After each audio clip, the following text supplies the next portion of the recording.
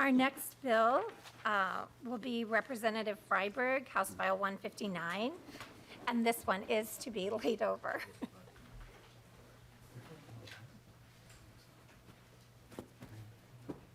Representative Freiberg, thank you for bringing this bill forward, and I'm going to lay this over for possible inclusion. If you would please present your bill. Thank you. Thank you, Madam Chair, members of the committee. This bill deals with what I hope will be a more agreeable topic than the intense topic of metropolitan park implementing agencies, the topic of local government investment authority. House File 159 is a bill that offers a broader number of local government entities that meet certain qualification criteria to broaden their choices for investments. A similar bill was advanced in 2022 with bipartisan support in both the House and Senate, and it was included in the ill-fated state government finance supplemental budget bill that failed to become law. Currently, cities and counties have a limited number of investment options, such as U.S. Treasuries and certificates of deposit from banks that are FDIC insured. These investments work well for short-term investments, but do not work as well for long-term investments, such as when a city is setting aside long-term capital funds to pay for replacing a water treatment plant. The fixed income investments have not kept up with inflation for over a decade. The result is these local governments are falling behind financially. In 2017, the legislature recognized this issue and enacted a law that allowed cities and counties over 100,000 in population, local government insurance pools, or those governments that have a AAA bond rating, to invest a small amount, 15% of their cash and savings, in equities or stocks, but only through a U.S. broad market equity fund.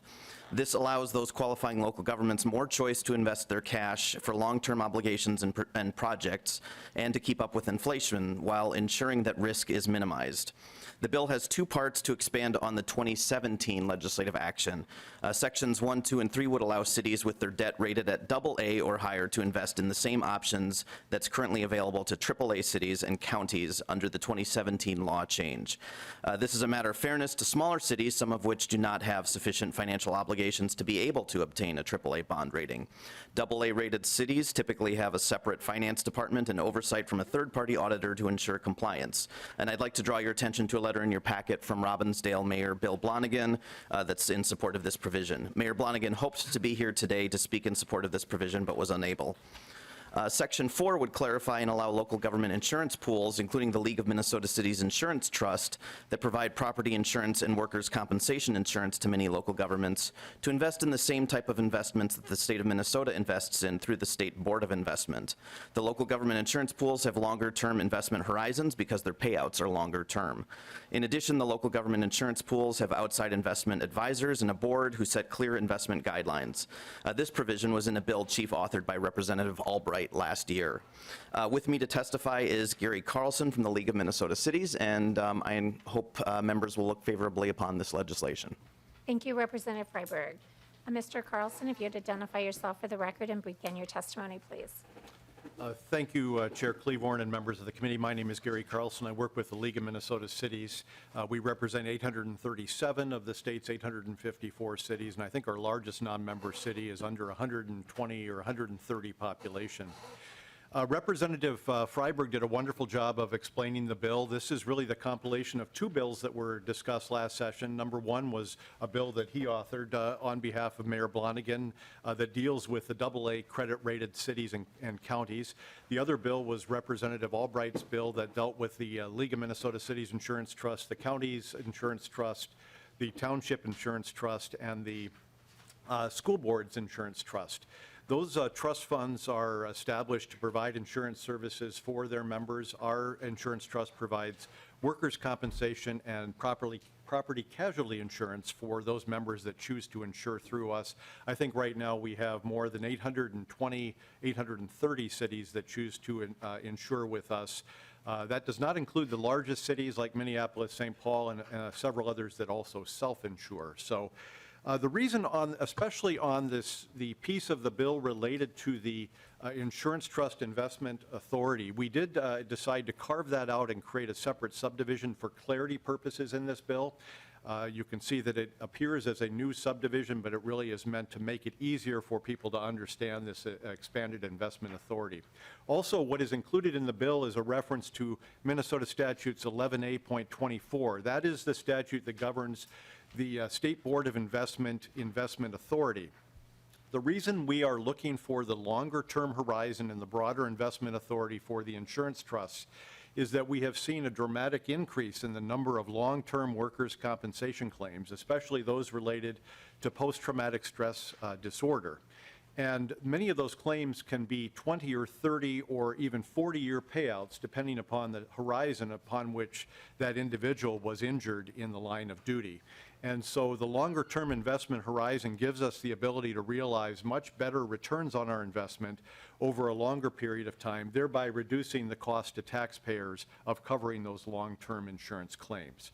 So, Madam Chair, we support this bill. We support, we agree with Mayor Blonigan on the AA credit-rated cities. That would add, I think right now we have about 30 AAA credit-rated cities that are eligible for the 118A.09 investment authority. This would increase that to between 80 and 90 cities. I don't have the county numbers in front of me. I don't have all of the credit ratings from the three major credit rating agencies at my disposal at all times. So, Madam Chair, I would stand for any questions, but we do support the bill. Can I just ask one quick clarifying question? So when you're saying by allowing this bill, we would increase, 60 more cities could prevail themselves. You said up to 90, so I just want to make sure we're talking about 60, potentially 60 more cities. Madam Chair, that is correct. Our estimate is that there would be about 60 additional cities that would be eligible. I mean, a good example, just before me testifying today was the county of Anoka. I believe they are a AA, maybe a AA plus credit rated county. City of Fridley is a AA or a AA plus rated city. So both of those would then be eligible under sections 1, 2, and part of 3 for the expanded investment authority with the State Board of Investment or in index mutual funds. Thank you very much. Mr. Massman, I believe, is also here to testify.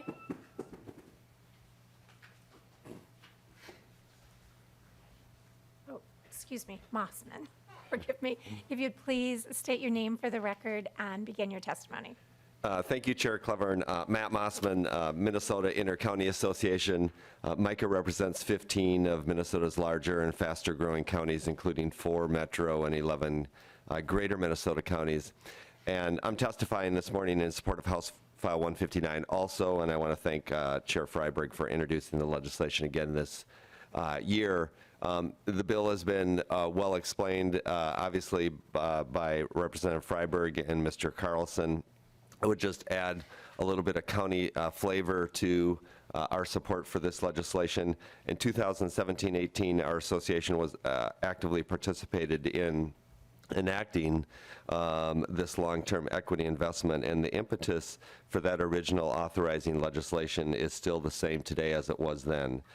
Counties, local governments are required to recognize and plan for long-term liabilities such as post-employment benefits, environmental exposure such as landfill care trusts, and compensated absences. And as those long-term balances have accumulated, the managing governments are understandably seeking sensible options for enhancing investment earnings. One example that I'll share, a county in our membership that strongly supports this legislation, Rice County, has a population of 67,000, so they just fall under that 100,000 threshold, but would have the AA rating.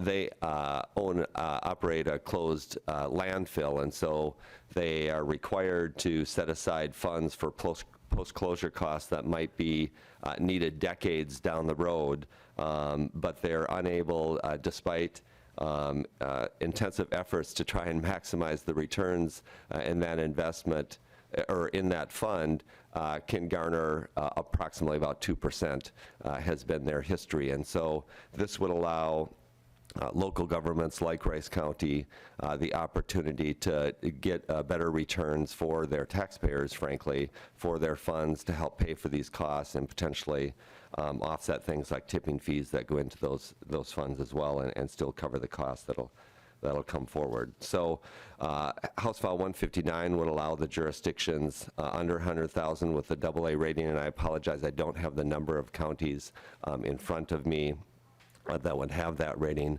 But current statutes, I would just add, as has been highlighted, already provide a number of important guardrails that would continue to apply in terms of requiring the transparent action by the governing bodies, adopting a resolution and investment policy, limiting the types and amounts of funds that can be used, as is in the legislation and been testified to, and limiting the equity instruments that are allowed. So in short, we believe House File 159 allows for a prudent investment of long-term reserves that'll improve the jurisdiction's financial position consistent with those safeguards, and we support the legislation. Thank you. Thank you, Mr. Mossman. Is there anyone else here who would like to testify on this bill? Anyone else from the public? All right, questions to the members. Representative Nadeau. Thank you, Madam Chair. So, can somebody give me, I'm gonna, there's two parts to this thing. I'm gonna stay with the first part first, and maybe the question is for Mr. Carlson. Can you give me a history, Mr. Carlson, or if the author knows too, that's fine. How long has it been since this has been modified? The definition of a qualifying government that would be eligible to invest up to 15% of its, unfunded, or its unrestricted fund balance. How long has that been the case? And what was the rationale that was put in place to begin with? And what do cities, I'm sorry, I'm wrapping this all in one. What do cities that don't meet this threshold? I see that if we expand it, we get 90 cities, that's great. There's 854 cities, there's 1,700 townships, there's 87 counties. Why?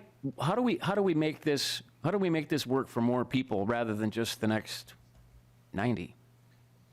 So Representative Nadeau, I hear you asking the two questions, updated the statute, and then what do cities do who don't qualify? Yes. Are those the two questions? Yes, please. All right, Representative Freiberg.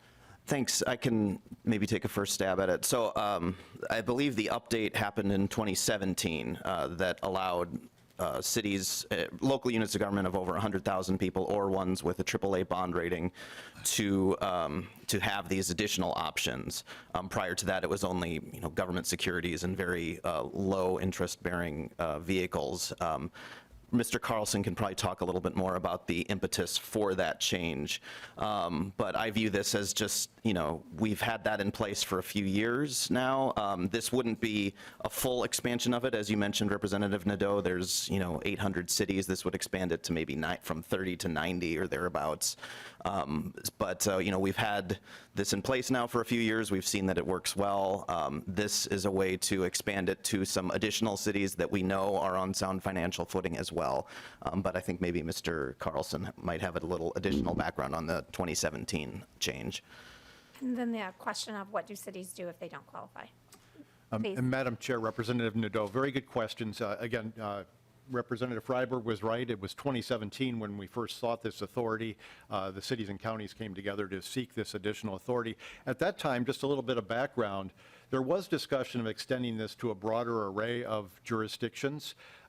It was caution. I mean, when we're dealing with Chapter 118A, we're dealing with the investment of public funds, and I know that the legislature and even our cities and counties are always very cautious about how we can invest those monies, making sure that we don't risk the taxpayers' funds to function. So at that time, although the legislature discussed a broader array of entities being qualified, they settled on the AAA credit rated and the largest cities and counties by population size as I guess I would almost say it was a test to make sure that this would be an authority that could be used and would prove beneficial.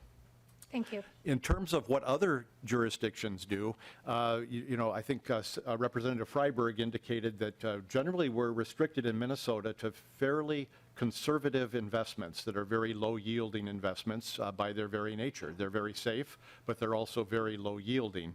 And so many cities during the last decade found that when their return on their invested assets was diminishing with the interest rates, they began looking for other investment vehicles. And that was really the genesis of the 2017 law change that did affect at least a handful of cities and counties. We have Thank you. 7 minutes left. I know you have a follow-up, but if we can allow okay. someone else to speak and then Yep. come back if we have Thank you, time. Madam Chair. Thank you, Representative Nadeau. Representative Hansen. Thank you, Madam Chair. And Representative Freiberg, my concern here is on conflict of interest and what happens, I'm assuming that if a city council is going to go with a firm for investments, that there would be disclosure if any members of the council have similar investments, or if there's contact with the firm. What are the protections to prevent against conflict of interest? I mean, just with this, because I have concerns. Thank you, Representative Hansen. Representative Freiberg. I think I might turn this over to Mr. Carlson. I didn't prepare on local government disclosure requirements. Mr. Carlson. And Madam Chair and Representative Hansen, I'll have to get back to you on that. I know that the investments that cities make would be generally in, I know Mayor Blonigan, when he was talking to me about his piece of the bill, especially on the AA credit-rated jurisdictions, he was looking to the State Board of Investment as the investment authority that he wanted to invest with for the city of Robbinsdale. That is one of those two options, and that would clearly not have a conflict of interest, given that the State Board of Investment is independently run. I think that their fund that is available for equity funding for cities is run by one of the larger Wall Street firms. I cannot remember off the top of my head which firm that is, but we can get back to you with more information. Thank you very much. Representative Kosnick. Oh, is that right?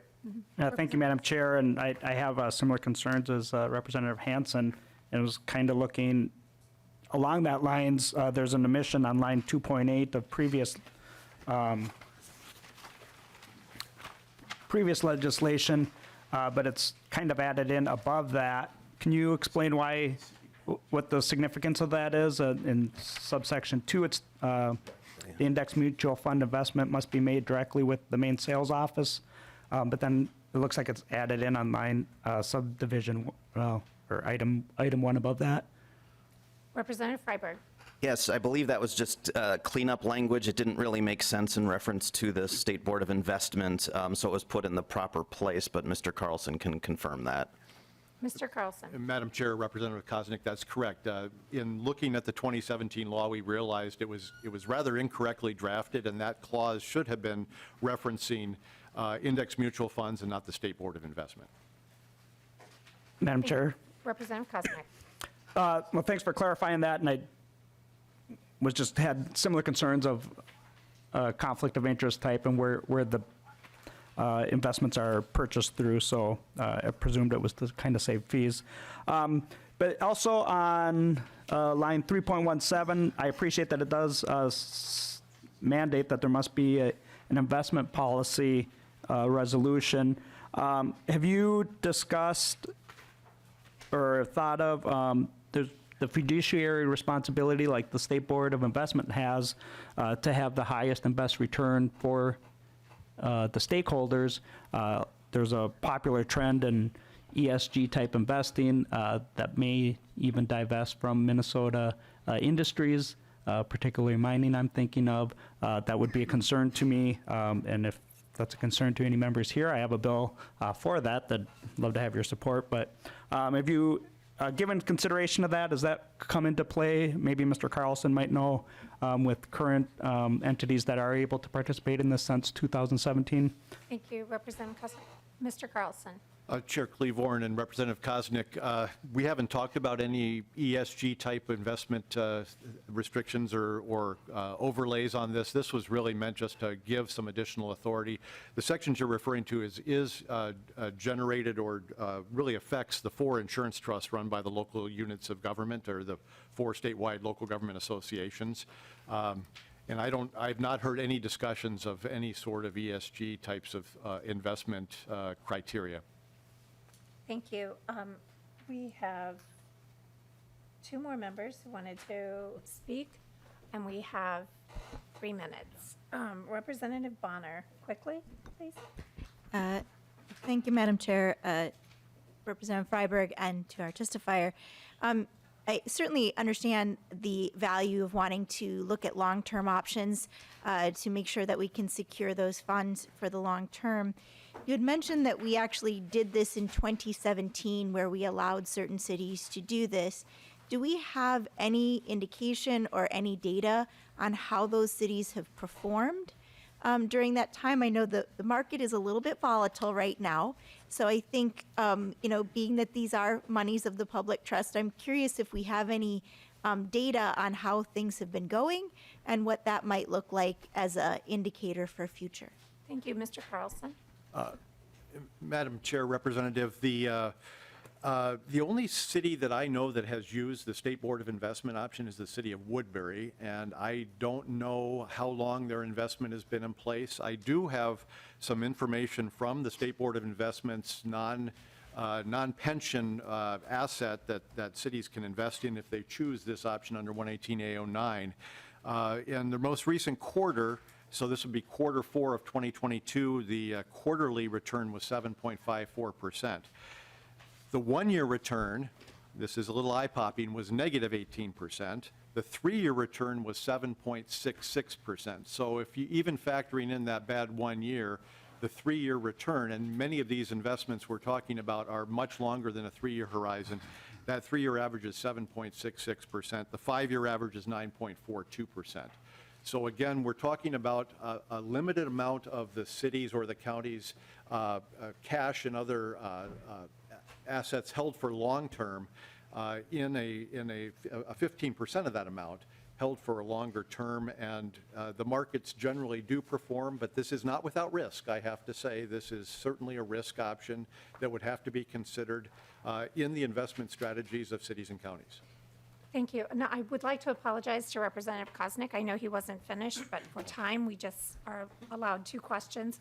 I'm going to let Representative Freiberg close, and then if we bring this bill, if we need to have further conversation, it's being laid over now. There'll be opportunity for us to continue to speak with Representative Freiberg. So Representative Freiberg, will you please have closing remarks, and then we'll end our meeting. Thank you, Madam Chair. I think this is, I think the 2017 law has worked well. This would expand that law to a few cities that we know to be on strong financial footing. So I appreciate your hearing the bill and hope we can continue a discussion on it to ultimately move it forward. Thank you. Thank you, and I appreciate your willingness to let us lay this over so we can continue conversations so that all concerns are addressed.